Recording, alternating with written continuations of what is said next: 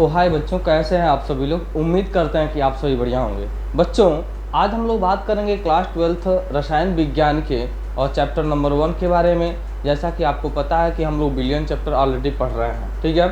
तो जो बच्चों बिलियन चैप्टर है, उस बिलियन का आज हम सबसे बहुत महत्वपूर्ण इंपॉर्टेंट टॉपिक कवर करने वाले हैं, ठीक है। और आज के टॉपिक का नाम क्या है? हेनरी का नियम और उसके अनुप्रयोग, ठीक है बच्चों। तो इसको पढ़ने से पहले मैं आप सभी लोगों का पुनः एक बार माहिरा क्लासेस में तहे दिल से हार्दिक स्वागत करता हूं, ठीक है बच्चों। आज हम देखने वाले हैं कि जो हेनरी नियम है उसके हमारे दैनिक जीवन में और उसका महत्वपूर्ण उपयोग कहाँ पर है, ठीक है। तो जैसा कि कुछ सवाल बोर्ड पे लिखे गए हैं, आइए इसको रीड करते हैं। पहला सवाल क्या है? पहला सवाल यह है कि जो आरोहक होते हैं, पर्वतारोही होते हैं, क्या पर्वतारोही अर्थात ऊंचाई पे चढ़ने वाले लोग, ठीक है, ऊंचाई पे चढ़ने वाले लोग, पहाड़ों पे चढ़ने वाले लोग, ठीक है, वह अपने आप को कमजोर महसूस करते हैं, क्यों? फिर या इसी को दूसरे शब्दों में बोला जाए इसी प्रश्न को, तो ऊंचाई पे रहने वाले लोगों को सोचने समझने की क्षमता जो होती है अक्सर कमजोर हो जाती है, क्यों? ऐसे बहुत सारे सवाल मन में उठ रहे हैं, ठीक है। आज इन सारे प्रश्नों का जवाब आपको मिलेगा, तो इसीलिए आप सभी लोग वीडियो के अंत तक जरूर बने रहिएगा ताकि इन रोचक प्रश्नों का जवाब आपको भी क्या हो सके, मिल सके, ठीक है बच्चों। और भी प्रश्न है कि जो क्या होती है, मछलियाँ होती हैं या जो अन्य जलीय जो जीव जंतु होते हैं, ठीक है, वो अधिकतर ठंडे जलों में रहना पसंद करते हैं, क्यों?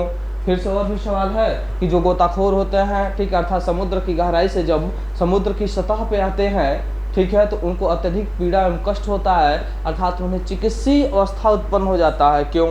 ठीक है। यहाँ अभी आप जानते हो कि जो हम क्या करते हैं, जितने भी क्या है शीतल पेय पदार्थ है, लाइक सोडा वाटर है, कोल्ड ड्रिंक्स है, ठीक है, जब भी हम उनके ढक्कनों को क्या करते हैं, खोलते हैं, ठीक है, तो उसमें से बुझबुझाहट निकलता है, ठीक है, ऐसा क्यों? तो इन सभी सवालों का जवाब आज हमारा जो मेन टॉपिक देगा कौन सा होगा, वो हेनरी का नियम होगा, ठीक है बच्चों। आइए आज हम पढ़ते हैं हेनरी के नियम को। एकदम बहुत ही शानदार टॉपिक है, मज़ेदार टॉपिक है, मज़ा आएगा पढ़ने में। तो आइए देखिए हेनरी का नियम है क्या बच्चों। जो हेनरी का नियम है, ठीक है, यह गैसों की द्रव में विलेयता को प्रदर्शित करता है। मतलब गैसों की, ध्यान सुनिएगा, गैसों की द्रव में घुलनशीलता या विलेयता का क्या है, मात्रात्मक जो संबंध दिया था वो किसने दिया था? हेनरी ने दिया था, जिसे हम क्या कहते हैं, हेनरी का नियम कहते हैं। ध्यान सुनिएगा, गैसों की द्रवों में घुलनशीलता, गैसों की द्रवों में घुलनशीलता का मात्रात्मक संबंध किसने दिया था? हेनरी ने दिया था, ठीक है। अर्थात गैसों की द्रवों में घुलनशीलता के बारे में हेनरी ने बताया था, जिसे हम क्या कहते हैं, हेनरी का नियम कहते हैं, ठीक है। तो हेनरी का नियम क्या होता है, आइए इसको हम क्या करते हैं, मैथमेटिकल गणितीय भाषा में उसको क्या करते हैं, प्रदर्शित करते हैं। बच्चों हेनरी का नियम क्या है? हेनरी का नियम यह कहता है, ठीक है, कि स्थिर ताप पर किसी गैस की विलेयता, स्थिर ताप पर किसी गैस की विलेयता या घुलनशीलता उसके दाब के क्या होती है, समानुपाती होती है, या गैस के दाब के समानुपाती होती है।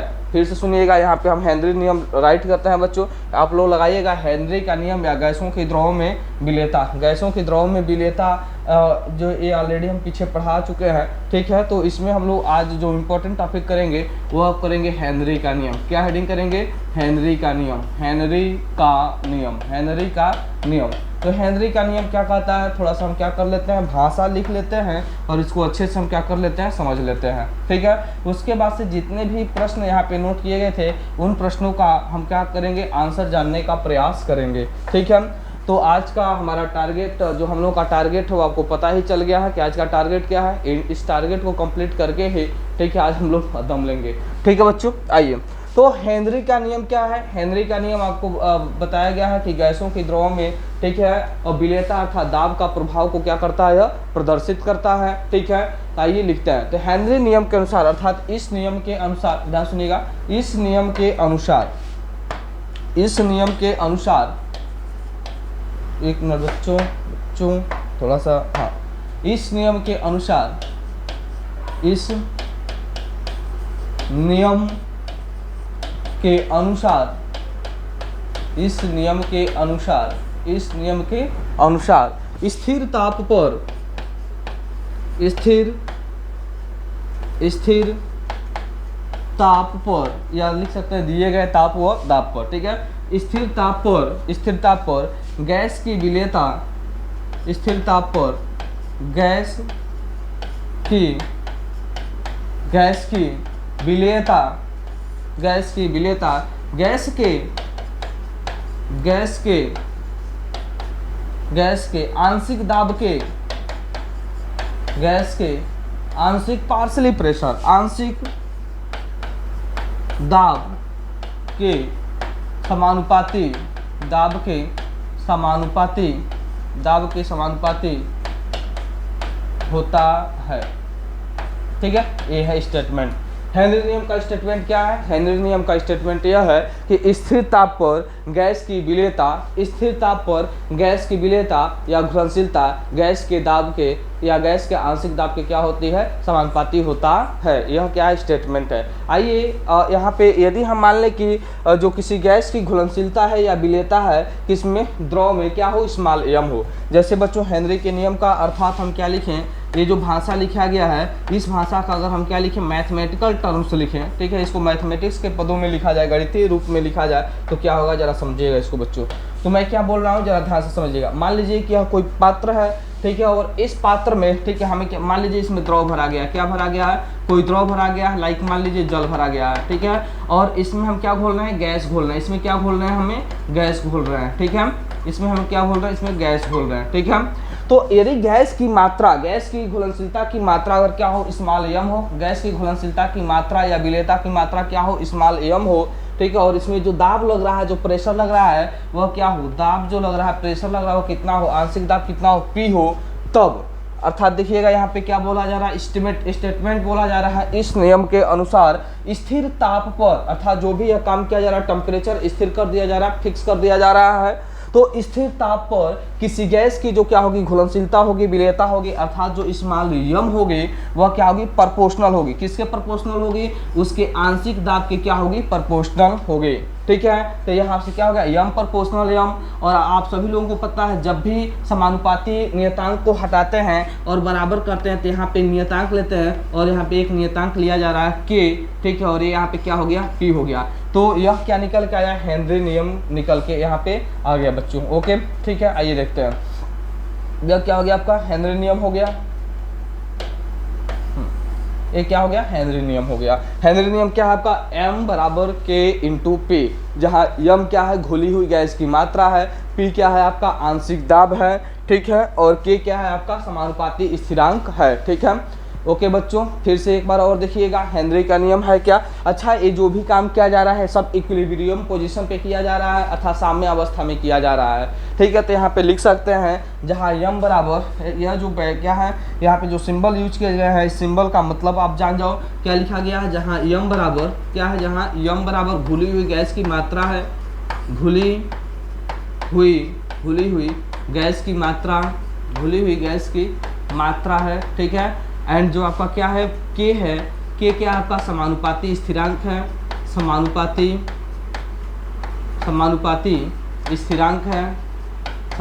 स्थिरांक है। एंड जो आपका क्या है? p है, वह साम्य अवस्था पे क्या है? आंशिक दाब है। ठीक है, साम्य अवस्था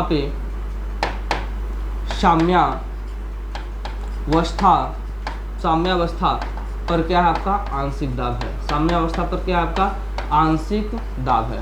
ओके बच्चों, फटाफट इसका स्क्रीनशॉट लीजिए, एक बार और समझिएगा इस स्टेटमेंट को बहुत ही अच्छे तरीके से। अच्छा, हेनरी का नियम क्या है? सीधा मतलब भाई कि हम किसी गैस को किसी द्रव में क्या कर रहे हैं? घोल रहे हैं। ठीक है, तो उसके दाब के प्रभाव को कौन बताता है? हेनरी का नियम बताता है। हेनरी का नियम यह कहता है, ठीक है, जितना तुम प्रेशर लगाओगे, जितना तुम दाब लगाओगे, प्रेशर लगाओगे, ठीक है, गैस की घुलनशीलता द्रव में उतना ही क्या होगी? ज़्यादा होगी। यहाँ पे यही तो लिखे हो। ठीक है, क्या लिखे हो कि यहाँ पे m प्रोपोर्शनल p, जितना ही ज़्यादा गैस की मात्रा घुलेगा उतना ही ज़्यादा क्या होगा? आपका दाब होगा। ठीक है, या जितना ज़्यादा दाब होगा उतना ही ज़्यादा क्या होगा? गैस की मात्रा घुलेगा। ठीक है, तो तुम क्या किए हो? m जब भी प्रोपोर्शनल हटाए हो तो एक नियतांक लिए हो k। ठीक, और यहाँ पे क्या था? p, जहाँ m क्या है? घुली हुई गैस की मात्रा है, एंड k क्या है? समानुपाती स्थिरांक है, एंड p क्या है? साम्य अवस्था पर आंशिक दाब है। हेनरी का नियम स्टेटमेंट लिखे हो। ठीक है, फटाफट इसका स्क्रीनशॉट लीजिए। अब आगे की तरफ हम बढ़ते हैं। ठीक है बच्चों, ओके, आइए। ठीक है बच्चों, आई होप आप स्क्रीनशॉट ले लिए होंगे। ठीक है, आइए आगे की बढ़ते हैं। अच्छा, हम हेनरी नियम को ध्यान सुनिएगा एक और तरीके से क्या कर सकते हैं, इसको व्यक्त कर सकते हैं। यदि गैसों की घुलनशीलता को मूल अंश के पदों में व्यक्त किया जाए, क्या मैं बोल रहा हूँ, यदि गैसों की जो घुलनशीलता है, यहाँ पे क्या लिए हो, यहाँ पे गैस की जो घुलनशीलता लिए हो, यह किस में लिए हो, मात्रा, मतलब यह ग्राम में समझिए लिए हैं, किस में लिए हैं, ग्राम में लिए हैं। ठीक है, यदि हम क्या बोले हम लोग, यदि गैसों की घुलनशीलता को, यदि गैसों की घुलनशीलता को, यदि गैसों की घुलनशीलता को, ठीक है, उसके मूल अंश के रूप में व्यक्त किया जाए, तब हेनरी का नियम क्या होगा, तब हेनरी का नियम क्या होगा, आइए देखते हैं। ठीक है, ध्यान सुनिएगा। तो यहाँ पे क्या बोल रहे हैं कि यदि गैसों की घुलनशीलता को, ठीक है, यदि गैसों की घुलनशीलता को, यदि गैसों की घुलनशीलता को, यदि गैसों की घुलनशीलता को मूल अंश के रूप में व्यक्त किया जाए, मूल अंश। अच्छा, मूल अंश का एक और नाम होता है, क्या होता है, मोल प्रभाव होता है, आपको बताया गया है। मूल अंश को किससे दिखाते हैं, ठीक है, साई या यक्ष से दिखाते हैं। तो यदि गैसों की घुलनशीलता को मूल अंश, ठीक है, गैसों की घुलनशीलता को मूल अंश, ठीक है, यहाँ पे चूंकि हम गैस की बात कर रहे हैं तो गैस इन लिक्विड की बात कर रहे हैं। ठीक है, तो यदि गैसों की घुलनशीलता को मूल अंश के रूप में व्यक्त किया जाए, तो व्यक्त किया जाए तो हेनरी का नियम क्या होगा, तो हेनरी का नियम क्या होगा, ध्यान सुनिएगा बच्चों। ठीक है, तो किसी गैस की वाष्प अवस्था में जो आंशिक दाब होता है, किसी गैस की वाष्प अवस्था में जो क्या होता है, आंशिक दाब होता है, ठीक है, उस गैस के मूल अंश के क्या होता है, समानुपाती होता है। ठीक है, यदि गैसों की घुलनशीलता को मूल अंश के रूप में व्यक्त किया जाए, तब हेनरी का नियम क्या होगा। ठीक है, तब हेनरी के नियम के अनुसार, तब यहाँ पे लिख सकते हैं हेनरी नियम अनुसार। ठीक है, ये लिख लेते हैं। ठीक है, तब हेनरी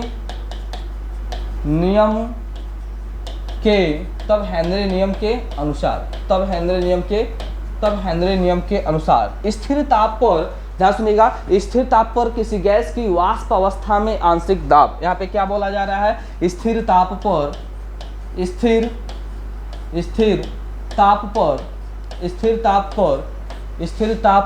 ठीक है, गैस की वाष्प अवस्था में,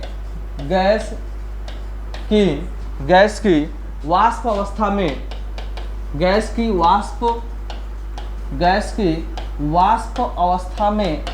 की वाष्प अवस्था में आंशिक दाब। अच्छा, दाब को यहाँ पे हम किससे डिनोट कर ले रहे हैं, दाब को हम लोग पी से डिनोट कर ले रहे हैं। ठीक है, तो स्थिर ताप पर गैस की वाष्प अवस्था में आंशिक दाब, ठीक है, उस विलयन में गैस के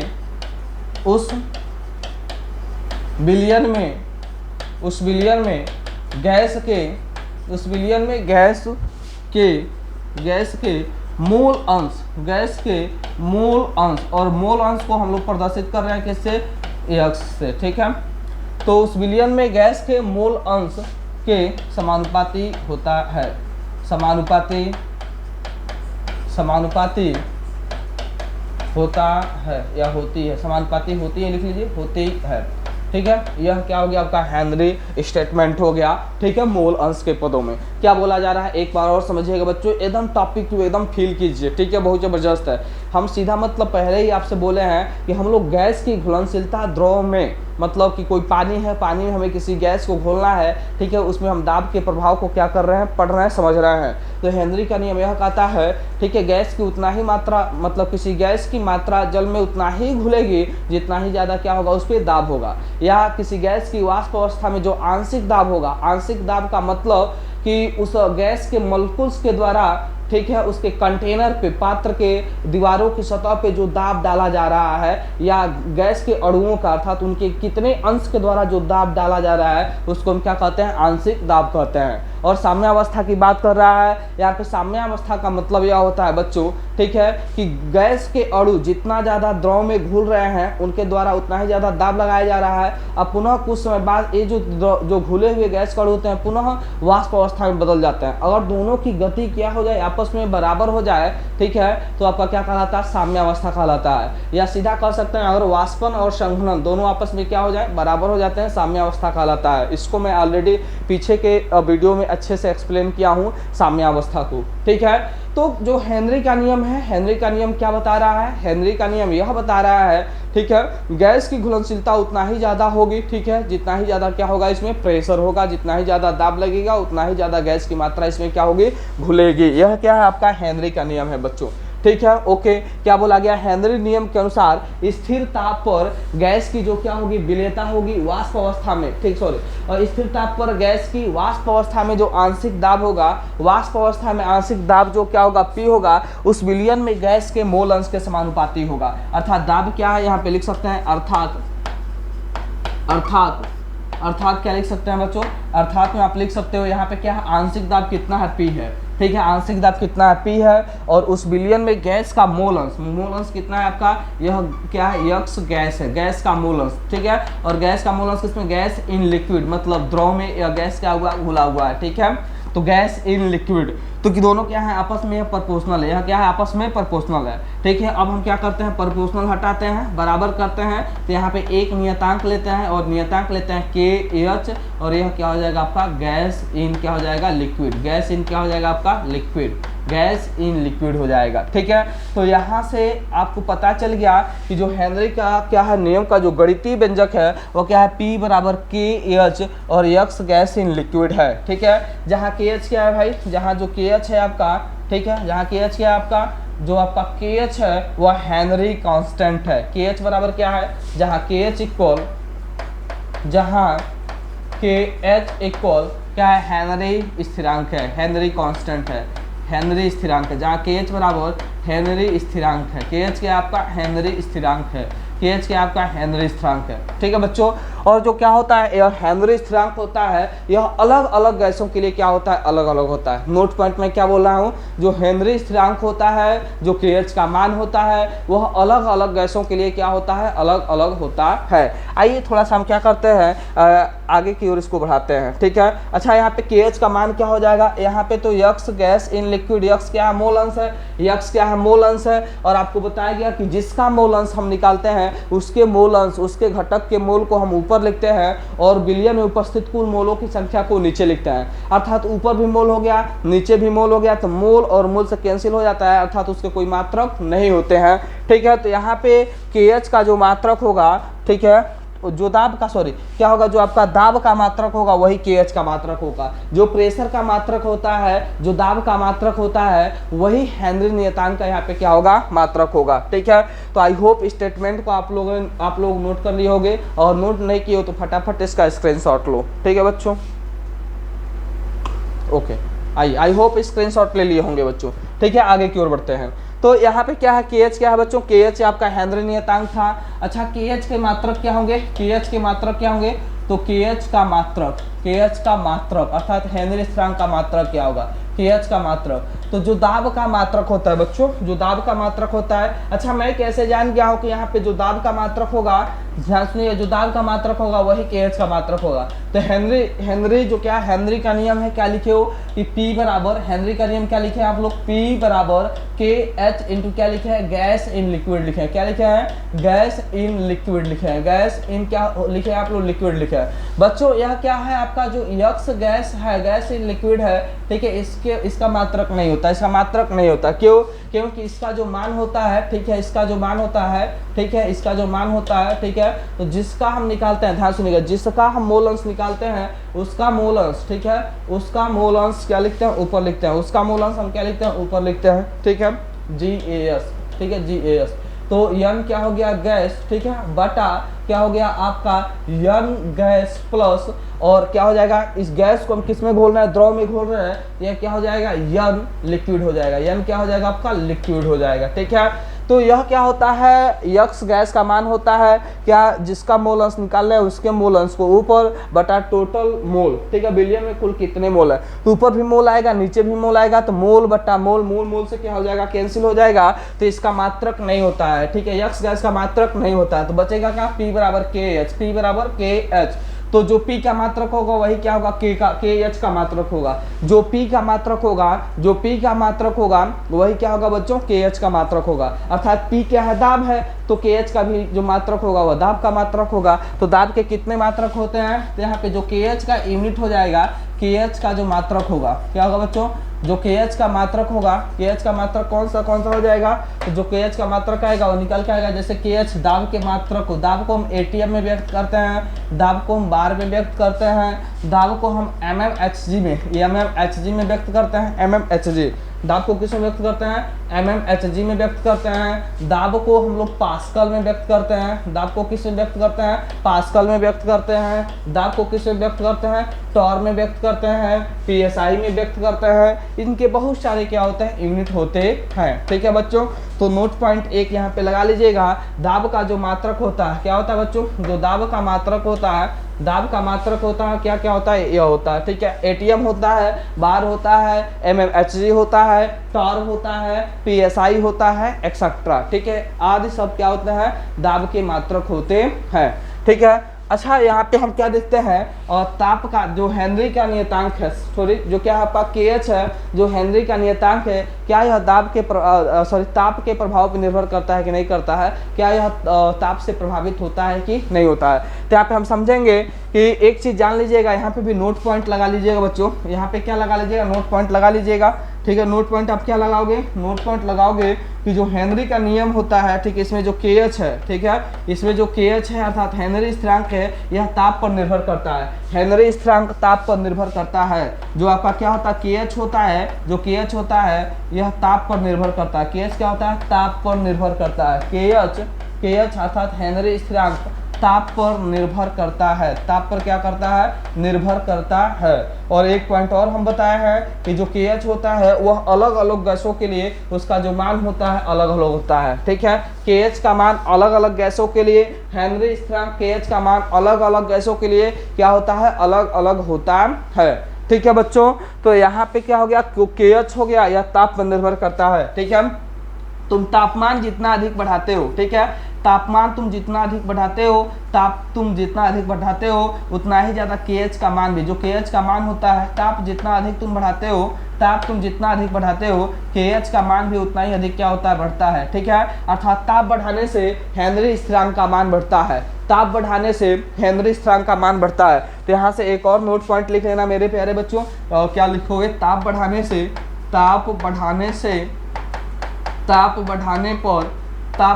पर KH का मान भी क्या होता है, बढ़ता है। KH का मान भी क्या होता है, बढ़ता है। KH का मान भी क्या होता है, बढ़ता है। ताप बढ़ाने पर KH का मान भी क्या होता है, बढ़ता है। ठीक है, तो नोट पॉइंट पहला कर लेना बच्चों, और ये नोट पॉइंट क्या हो गया आपका, दूसरा हो गया। ठीक है, KH का मान जो होता है, हेनरी स्थिरांक का जो मान होता है, ताप पर निर्भर करता है। ताप को बढ़ाने पर या ताप बढ़ाने पर हेनरी स्थिरांक का मान, KH का मान क्या होता है, बढ़ता है। अर्थात ताप जितना कम रहेगा, हेनरी स्थिरांक का मान क्या होगा, उतना ही ज़्यादा कम रहेगा। ताप का मान जितना ज़्यादा रहेगा, हेनरी स्थिरांक का मान उतना ज़्यादा होगा। ठीक है, फटाफट इसका स्क्रीनशॉट कीजिए, हम बढ़ते हैं ग्राफ की तरफ। ठीक है बच्चों, आइए बढ़ते हैं। Okay, done. आई होप आप क्या कर दिए होगे इसका और स्क्रीनशॉट ले लिए होगे। बच्चों अब हम देखेंगे कि यदि हम गैस का जो क्या है आंशिक दाब है, गैस का आंशिक दाब जो क्या है P है, गैस का आंशिक दाब क्या है, P है। ठीक है, और इसके जो मोल अंश क्या है, X, गैस इन लिक्विड है। ठीक है, अगर इनके मध्य हम क्या करें, ग्राफ खींचें, क्या खींचें, ग्राफ खींचें। ठीक है, तो क्या होगा, आइए देखते हैं इनके मध्य ग्राफ। ठीक है, तो यहाँ पे हेडिंग लगा लेना बच्चों, ग्राफ। ठीक है, ग्राफ इसका देखिएगा क्या होगा, ग्राफ देखते हैं। तो आपको पता है बच्चों, हम लोग क्या करते हैं, जब भी हम ग्राफ खींचते हैं तो एक क्या लेते हैं, X एक्सिस लेते हैं। ठीक है, एक क्या ले लेते हैं हम लोग, सॉरी एक हम X एक्सिस ले लेते हैं। ठीक है, हम क्या लेते हैं, एक X एक्सिस लेते हैं। एक मिनट बच्चों, एक हम क्या लेते हैं, X एक्सिस ले लेते हैं, और एक दूसरा हम क्या ले लेते हैं, एक दूसरा हम ले लेते हैं हम लोग Y एक्सिस ले लेते हैं। क्या ले लेते हैं, एक Y एक्सिस हो गया।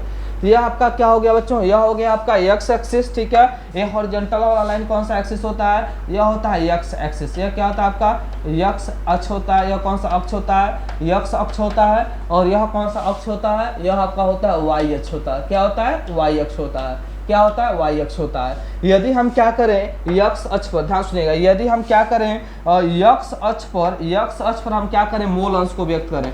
X अक्ष पर हम किसको व्यक्त करें, मूल अंश को व्यक्त करें। X अक्ष पे किस पे व्यक्त करें, मूल अंश को व्यक्त करें। X अक्ष पे हम किसको व्यक्त करें, X अक्ष पे मूल अंश को व्यक्त करें। और इस पे हम आंशिक दाब को, ठीक है, इस पे हम किसको व्यक्त करें, आंशिक दाब को व्यक्त करें, ठीक है, दाब को व्यक्त करें, ठीक है, प्रेशर को व्यक्त करें किस पे, वाई अक्ष पे। इफ हम क्या कर रहे हैं, अगर वाई अक्ष पे हम किसको व्यक्त कर रहे हैं, प्रेशर को व्यक्त कर रहे हैं, ठीक है। तब ध्यान सुनिएगा, इनके मध्य अर्थात जो हम क्या किए हैं, P बराबर KH यक्स जो हम ग्राफ खींचे थे, क्या हेनरी का नियम क्या था, हेनरी का जो गणितीय व्यंजक क्या था, हेनरी का जो गणितीय व्यंजक था बच्चों यह था, क्या था आपका, और P बराबर क्या था आपका, P बराबर क्या था आपका, P बराबर था KH इंटू क्या था आपका, यक्स क्या था, गैस इन लिक्विड था, ठीक है।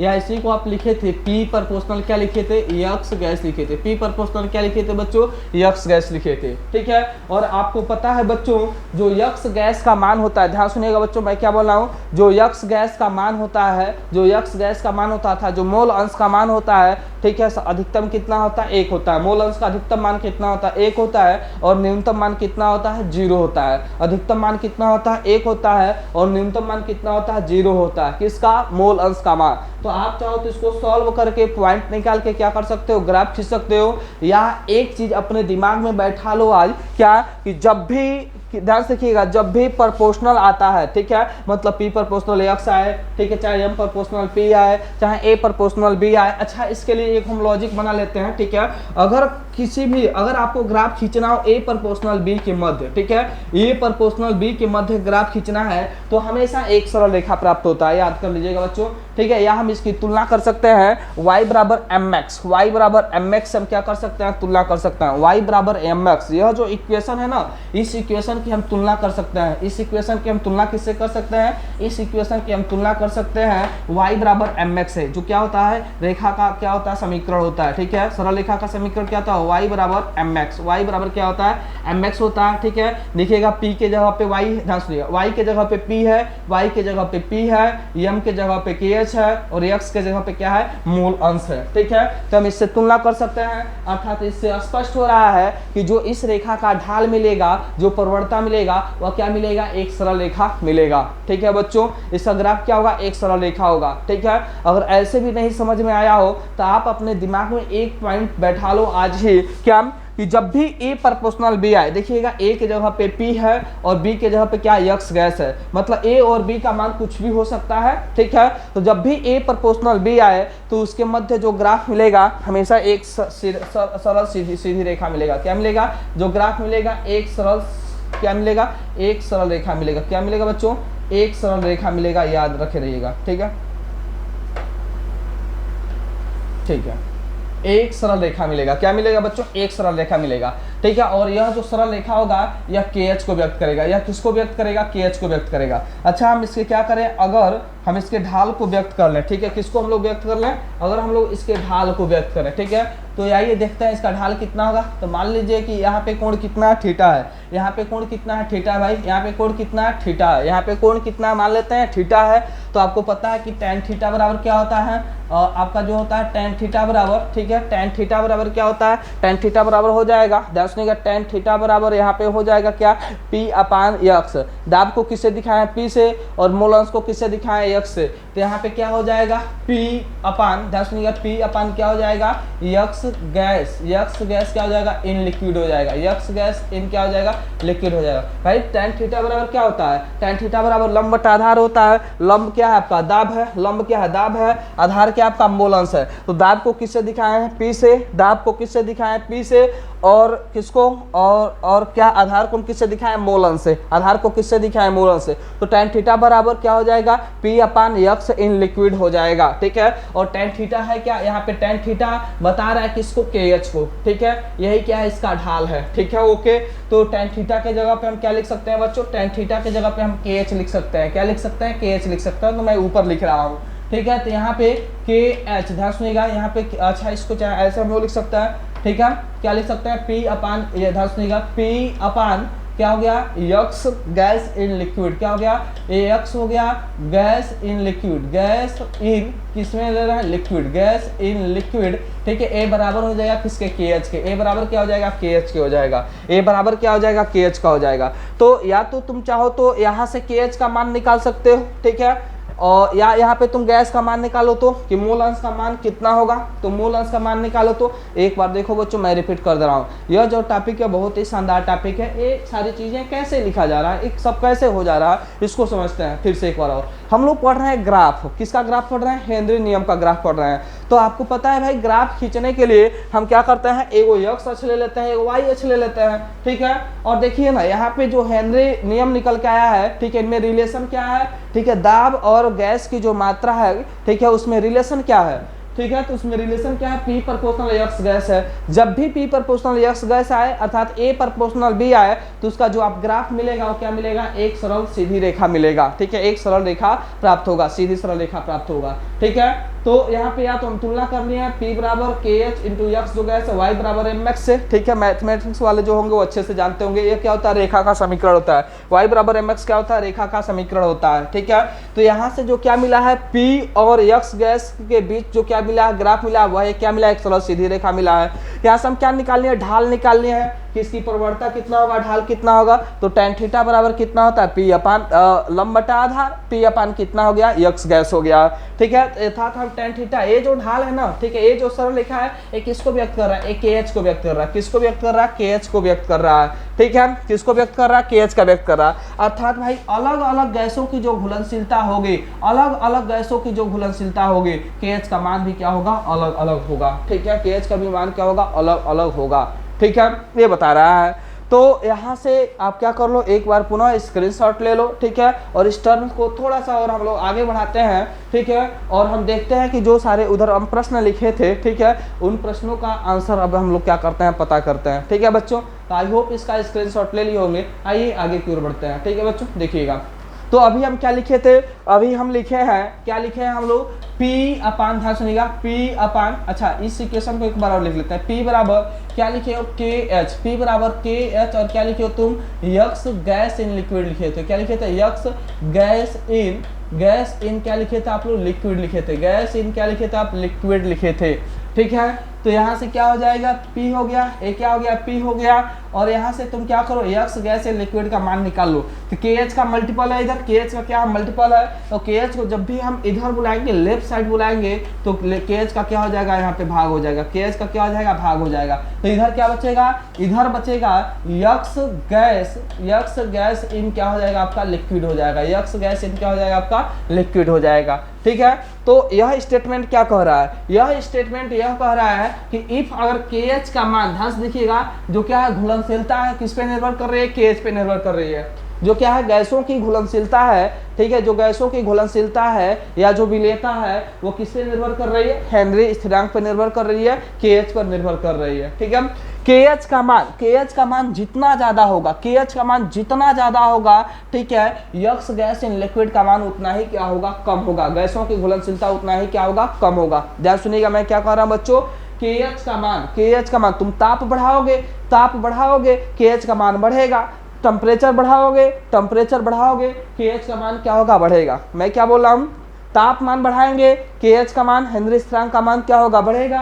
और जब हेनरी स्थिरांक का मान बढ़ेगा, तो जो गैसों की घुलनशीलता होगी किसमें, द्रव में, वह क्या होगी, घटेगी, वह क्या होगी, घटेगी। गैसों की जो क्या होगी, घुलनशीलता होगी, वह क्या होगी, घटेगी, ठीक है।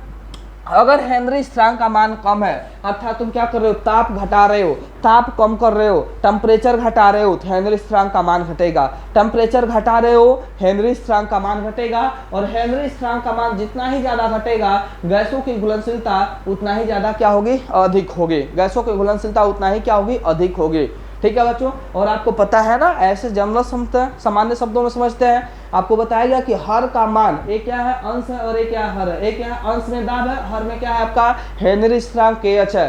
तो भाई आपको पता है कि हर का जो मान होता है वो जितना अधिक होता है, टोटल का जो वैल्यू होता है उतना ही कम मिलता है। और हर का मान जितना ही कम होता है, टोटल का जो वैल्यू होता है उतना ही क्या मिलता है, ज्यादा मिलता है। तो यहाँ पे वही कहा जा रहा है। और तुम क्या कर रहे हो, टेम्परेचर, अगर तुम क्या कर रहे हो बच्चों, ताप को बढ़ा रहे हो, ताप को क्या कर रहे हो, बढ़ा रहे हो, ताप को बढ़ा रहे हो, तो हेनरी जो स्थिरांक है KH का मान भी बढ़ रहा है। अगर KH का मान बढ़ेगा तो गैसों की जो क्या होगी, सॉल्युबिलिटी होगी, जो क्या होगी, सॉल्युबिलिटी होगी, जो सॉल्युबिलिटी होगी वो क्या होगी, कम होगी। जो सॉल्युबिलिटी होगी क्या होगी बच्चों, कम होगी। क्या होगी, सॉल्युबिलिटी आपकी कम होगी, ठीक है। जो सॉल्युबिलिटी होगी क्या होगी बच्चों, जो घुलनशीलता होगी, सॉल्युबिलिटी होगी, वो क्या होगी, कम होगी। अगर तुम क्या कर रहे हो, ताप को, इस रिलेशन को लिख लेना, अगर तुम ताप को घटा रहे हो तो KH का मान घटेगा, KH का मान क्या होगा, घटेगा, और जो सॉल्युबिलिटी होगा, जो सॉल्युबिलिटी होगा, घुलनशीलता होगा, वह घुलनशीलता यहाँ पे क्या होगा, बढ़ेगा। गैसों की जो घुलनशीलता होगी वह क्या होगी, बढ़ेगी। तो नोट पॉइंट में करके यहाँ पे लिख लेना। यहाँ से मल्टीपल चॉइस क्वेश्चन MCQ बनते हैं, और MCQ क्या बनते हैं आपके, MCQ क्या बनते हैं, MCQ यह बोलते हैं कि यदि हम क्या करें, यदि हम ताप को बढ़ाएं तो हेनरी स्थिरांक का मान बढ़ेगा कि घटेगा, ऐसे मल्टीपल चॉइस क्वेश्चन बनते रहते हैं। ठीक है, तापमान से संबंधित, ठीक है, हेनरी स्थिरांक जो है ना, तापमान से संबंधित यहाँ पे क्वेश्चन बनते रहते हैं। तुम ताप बढ़ाओगे, गैसों की विलेयता, प्रश्न ऐसे बन सकता है कि ताप बढ़ाने से गैसों की विलेयता, ऑप्शन घटती है, बढ़ती है, ठीक है, या इनमें से कोई नहीं, या दोनों, ऐसे ऑप्शन बनते हैं। या ताप बढ़ाने से, ठीक है, ध्यान सुनिएगा, यहाँ पे हम क्या कर रहे हैं, ताप बढ़ाने से हेनरी स्थिरांक का मान घटता है, बढ़ता है, या शून्य होता है, ठीक है, या इनमें से कोई नहीं। तो ऐसे ऑप्शन बनते रहते हैं यहाँ से। तो आप याद रखे रहोगे, ताप बढ़ाने से हेनरी स्थिरांक का मान बढ़ता है, और जो सॉल्युबिलिटी होती है, घुलनशीलता होती है गैसों की, वो क्या होती है, घटती है। ठीक है, ताप घटाने से हेनरी स्थिरांक का मान घटता है, और जो सॉल्युबिलिटी होती है, घुलनशीलता होती है, वो क्या होती है, बढ़ती है। घुलनशीलता क्या होती है, बढ़ती है। तो यही कारण है कि भाई दास, यही कारण है कि ठंडे जल में अर्थात टेम्परेचर वहाँ का क्या कम है, टेम्परेचर क्या कम है, यही कारण है कि ठंडे जल में ऑक्सीजन की मात्रा अधिक होती है। अभी बोले हैं ना कि क्या होता है, टेम्परेचर कम रहेगा, तापमान कम रहेगा, तो गैसों की द्रव में घुलनशीलता क्या होगी, अधिक होगी। और आपको पता है जो जल होता है H2O होता है, H2O में ऑक्सीजन गैस घुला होता है। H2O में कौन सा गैस घुला होता है, ऑक्सीजन गैस घुला होता है। ठीक है, तो क्या होता है, जो ठंडे जल होते हैं वहाँ का तापमान कम होता है, ठंडे जलों का तापमान कम होता है। जब वहाँ पे तापमान कम होगा अर्थात वहाँ पे हेनरी स्थिरांक का मान कम होगा, जब हेनरी स्थिरांक का मान कम होगा तो गैसों की घुलनशीलता अर्थात ऑक्सीजन की वहाँ पे जो घुलनशीलता होगी उस ठंडे जल में क्या होगी, अधिक होगी। और जहाँ पे ऑक्सीजन की घुलनशीलता अधिक होगी वहीं पे जो जितने भी क्या है जलीय जीव हैं, ठीक है, या मछलियाँ हैं, वहाँ पे रहना क्या होंगी, वहाँ पे रहना पसंद करेंगे। तो यही कारण है कि ठंडे जल में मछलियाँ रहना क्या करती हैं, पसंद करती है। क्यों, क्योंकि वहाँ का टेम्परेचर कम होता है, तो अर्थात हेनरी स्थिरांक का मान, KH का मान कम होता है, और वहाँ पे O2 की घुलनशीलता क्या होती है, अधिक होती है। उसका आंसर मिल गया। आइए हम आगे बढ़ते हैं। ठीक है, फटाफट इसका स्क्रीनशॉट लीजिए। आई होप आप सभी लोगों को बहुत अच्छे से प्यारे ढंग से क्या आ रहा होगा, समझ में आ रहा होगा। ठीक है बच्चों, आगे की ओर बढ़ाया जाए। आइए आगे की ओर बढ़ते हैं। ठीक है, नेक्स्ट देखिएगा बच्चों, हम लोग क्या पढ़ रहे हैं, इसका एप्लीकेशन पढ़ रहे हैं। हेनरीज लॉ का हम क्या पढ़ रहे हैं, एप्लीकेशन पढ़ रहे हैं। हेनरीज लॉ का हम क्या पढ़ रहे हैं, एप्लीकेशन पढ़ रहे हैं। और एप्लीकेशन में पहला एप्लीकेशन देखे हैं, पहला एप्लीकेशन क्या देखे हैं कि ठंडे जल में ऑक्सीजन की घुलनशीलता अधिक होती है, ठंडे जल में ऑक्सीजन की घुलनशीलता अधिक होती है, इसलिए वहाँ पे जलीय जो जीव होते हैं वह रहना क्या करते हैं, अधिक पसंद करते हैं। तो नोट पॉइंट यहाँ पे करके लिख लेंगे। नोट पॉइंट क्या लिखेंगे कि ठंडे जल में ऑक्सीजन की घुलनशीलता अर्थात O2 की घुलनशीलता, ऑक्सीजन की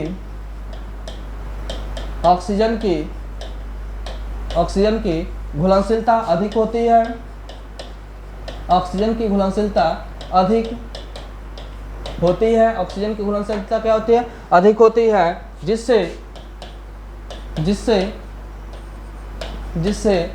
मछलियाँ या अन्य जीव जंतु, अन्य जलीय जीव जंतु, जिससे मछलियाँ, ठीक है, या अन्य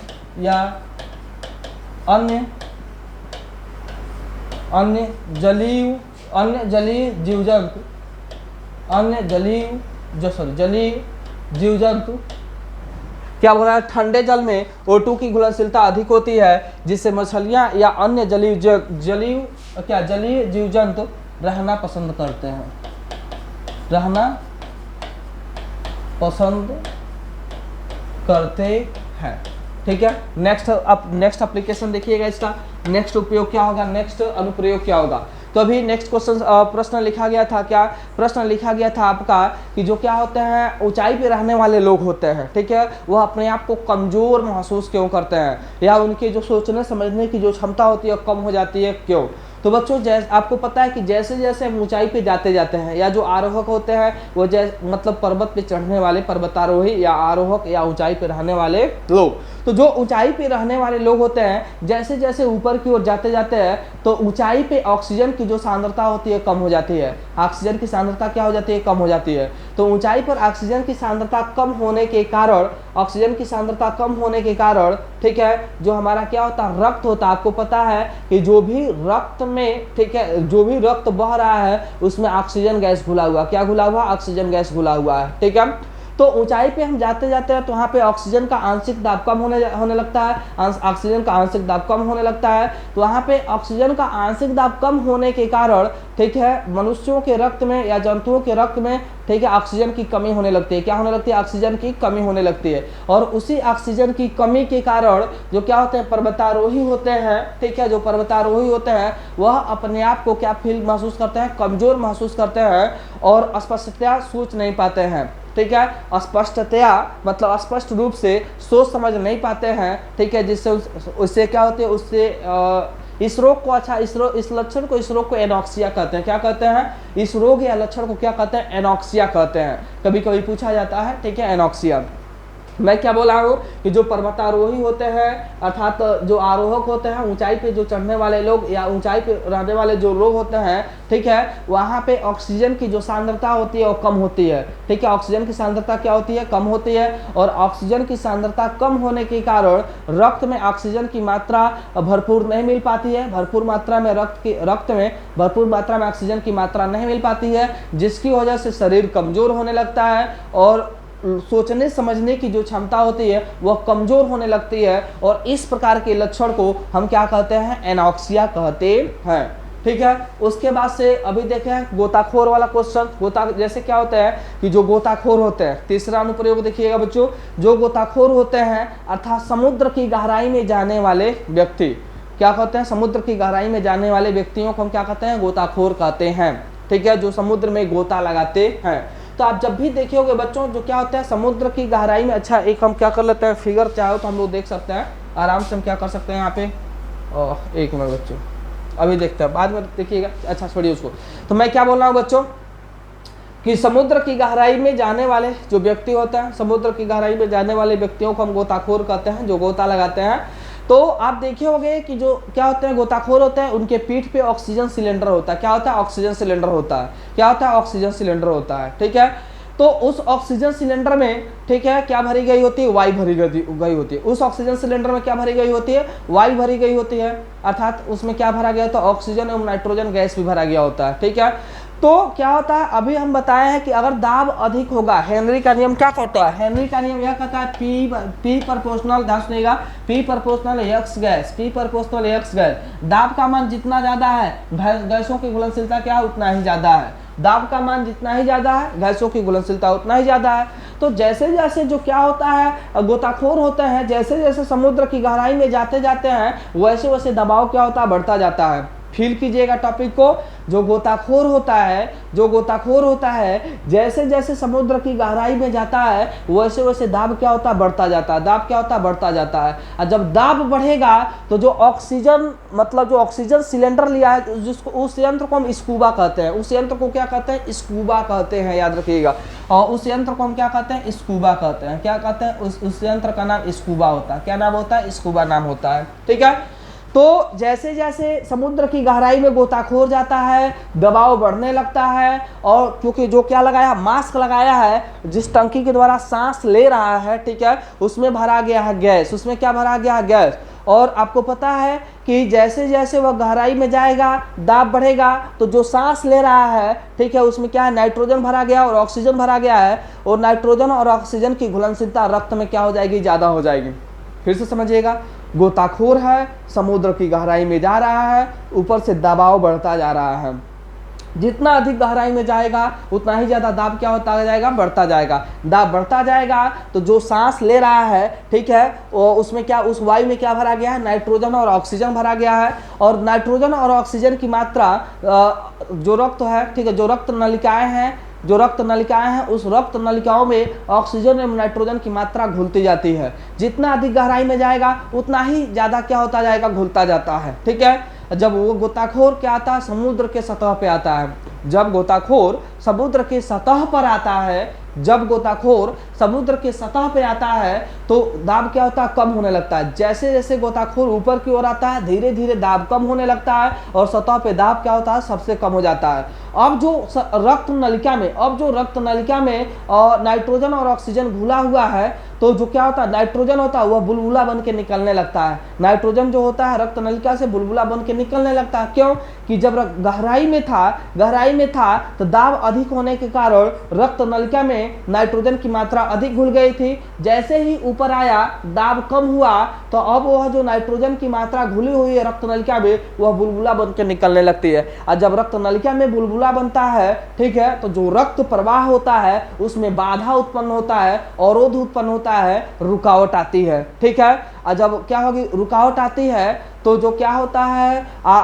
गोताखोर होता है उसे अत्यधिक पीड़ा होता है, कष्ट होता है। ठीक है, जिससे वहाँ पे चिकित्सीय स्थिति उसको उत्पन्न हो जाती है, अर्थात उसको डॉक्टर से दिखाना पड़ जाता है। वहाँ पे जानलेवा भी हो सकता है, मतलब जान का खतरा भी हो सकता है। ठीक है, तो इस समस्या का निराकरण कैसे होता है, तो हम क्या कर देते हैं, वह जो वायु होती है जिसमें ऑक्सीजन एवं नाइट्रोजन क्या गई होती है, भरी गई होती है, वह जो वायु होती है जिसमें ऑक्सीजन एवं नाइट्रोजन भरी गई होती है उसमें हम क्या मिला लेते हैं, तनु हीलियम मिला लेते हैं। ठीक है, तनु मतलब डाइल्यूट किया हुआ क्या मिला लेते हैं, हीलियम मिला लेते हैं। ठीक है, जिससे क्या होता है कि जो गोताखोर होता है उस गोताखोर को क्या होती है, पीड़ा कम होती है। ठीक है बच्चों, तो यह था रीजन, ठीक है, कि गोताखोर को क्यों समस्या होती है। ठीक है, क्यों समस्या होती है, क्योंकि गहराई में जाता है तो रक्त की नलिका में नाइट्रोजन ऑक्सीजन की मात्रा अधिक घुल जाती है, क्योंकि गहराई में दाब अधिक है तो गैस की घुलनशीलता क्या हो जाएगी, अधिक हो जाएगी। जैसे ही सतह पे आता है गोताखोर दाब कम हो जाता है, अर्थात अब जो उसके रक्त नलिका में गैस घुला हुआ है वह गैस नाइट्रोजन गैस बुलबुला बन के निकलता है। और जब बुलबुला बन के निकलेगा तो क्या होगा, रक्त प्रवाह में अवरोध उत्पन्न होगा, बाधा उत्पन्न होगा, रुकावट आएगी। ठीक है, जिसे हम बैंड कहते हैं, जिसे क्या कहते हैं बच्चों, बैंड कहते हैं। ठीक है, और वहाँ पे उसको बहुत ही पीड़ा और कष्ट होती है। और इस कष्ट से बचने के लिए, मतलब कि पूरी तरह से नहीं बच पाते हैं, कष्ट तो होता है लेकिन इस कष्ट को यह कष्ट कम होता है। कम होता है जब उसमें हम क्या मिला देते हैं, वह जो वायु होता है उस वायु में अगर हम क्या मिला देते हैं, हीलियम मिला देते हैं। ठीक है बच्चों, क्लियर। अच्छा, उसमें जो क्या होती है, ऑक्सीजन गैस की मात्रा होती है वो 32.1% होती है। हीलियम गैस की मात्रा ठीक है, और देखना पड़ेगा इसके लिए, लगभग हमको लग रहा है कि बच्चों जो क्या होता है, नाइट्रोजन होता है उसमें करीब 56.कुछ% होता है, और जो ऑक्सीजन होता है, ऑक्सीजन 32% होता है और हीलियम उसमें शायद 21% के आसपास होता है। ठीक है बच्चों, देख के बता देंगे, अभी याद नहीं आ रहा है। ठीक है, ओके। और इसके बाद से अंतिम टॉपिक देखेंगे, एक और उसमें हम क्वेश्चंस लिखे थे, जो क्या होता है, सोडा वाटर होता है। क्या होता है, जो सोडा वाटर होता है, मैं क्या बोला हूँ बच्चों, जो सोडा वाटर होता है, सोडा वाटर या जो भी हम कोल्ड ड्रिंक्स, मतलब जैसे लाइक पेप्सी या कोका कोला, जब उसका हम क्या करते हैं, ढक्कन खोलते हैं तो उसमें बुझबुझाहट आती है। क्या होती है, मतलब कि बुझबुझाहट अर्थात बुलबुले निकलते हैं। क्या निकलते हैं, बुलबुले निकलता है। तो बच्चों उसमें भरा गया होता है CO2 गैस। क्या भरा गया होता है, CO2 गैस। तो क्या होता है कि जो क्या होते हैं, शीतल पेय पदार्थ होते हैं, ठीक है, ध्यान सुनिएगा, शीतल पेय पदार्थ अर्थात जो ठंडे पेय पदार्थ होते हैं या सोडा वाटर होता है, उनके बोतलों को उसमें CO2 उच्च दाब पे भरा जाता है। उनके बोतलों को उच्च दाब पे उसमें CO2 बंद किया जाता है। ठीक है बच्चों, कार्बन डाइऑक्साइड क्यों मिलाते हैं, कार्बन डाइऑक्साइड इसीलिए मिलाते हैं ताकि कार्बन डाइऑक्साइड की घुलनशीलता द्रव में क्या होती है, अधिक होती है। कार्बन डाइऑक्साइड की घुलनशीलता क्या होती है, द्रव में अधिक होती है। अर्थात लगभग 1 लीटर लिक्विड में ना लगभग 1.5 लीटर कार्बन डाइऑक्साइड गैस घुल जाता है। और जो कार्बन डाइऑक्साइड गैस होता है उसका कास्ट अर्थात जो उसका लागत होता है वो भी कम होता है। और जो कार्बन डाइऑक्साइड होता है वो जल से क्रिया करके क्या होता है, जो आपका H2O होता है, ठीक है, जब H2O में हम क्या मिलाते हैं, CO2 मिलाते हैं, तो CO2 H2O से क्रिया करके कार्बैलिक एसिड बनाता है। क्या बनाता है, कार्बैलिक एसिड बनाता है, H2CO3 बनाता है। क्या बनाता है बच्चों, H2CO3 बनाता है, कार्बैलिक एसिड बनाता है। और यह जो कार्बैलिक एसिड होता है, ठीक है, यह एसिडिक नेचर का होता है। अर्थात जो क्या होता है कि जब भी हम कोल्ड ड्रिंक को पीते हैं तो हम लोग का गला जलता है, हम लोग का गला क्या होता है, जलता है। तो इसी कार्बैलिक एसिड की वजह से हम लोग का गला क्या होता है, जलता है। अर्थात उसमें जो हम CO2 मिलाते हैं तो क्या होते हैं, जो कोल्ड ड्रिंक्स होते हैं, ठीक है, उसमें टेस्ट आ जाते हैं। क्या आ जाते हैं, उसमें टेस्ट आ जाते हैं। ठीक है बच्चों, आई होप आज का वीडियो आपको समझ में आया होगा।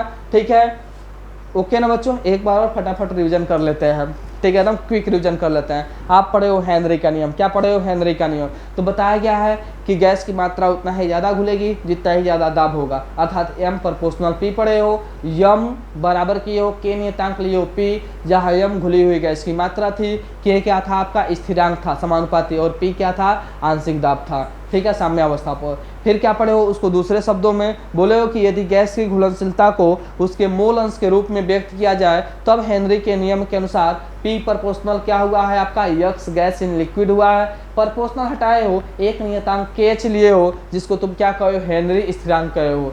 हेनरी स्थिरांक होता है, अलग अलग गैसों के लिए इसका मान अलग अलग होता है। यह तापमान पर निर्भर करता है, तापमान जितना अधिक बढ़ाओगे हेनरी स्थिरांक का मान उतना ही अधिक होगा, और जितना ज़्यादा हेनरी स्थिरांक का मान होगा गैस की घुलनशीलता द्रव में उतना ही ज़्यादा कम होगी।